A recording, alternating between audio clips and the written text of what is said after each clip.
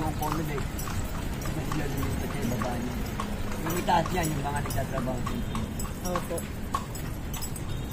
Ito naman simbahan, yan ang pangalawa. Pwede po tayo, kaming bumaba dyan, simbahan. Silip lang po sa loob ba? Ito naman, bibit-bibit, tirahan, museum ng kumbento ng mga pare.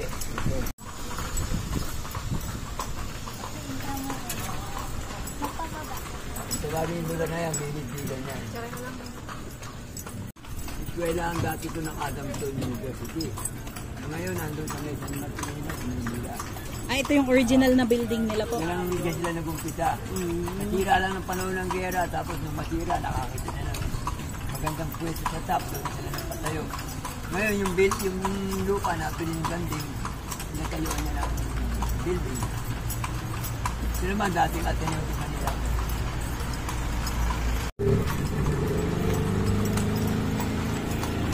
Former site of Ateneo.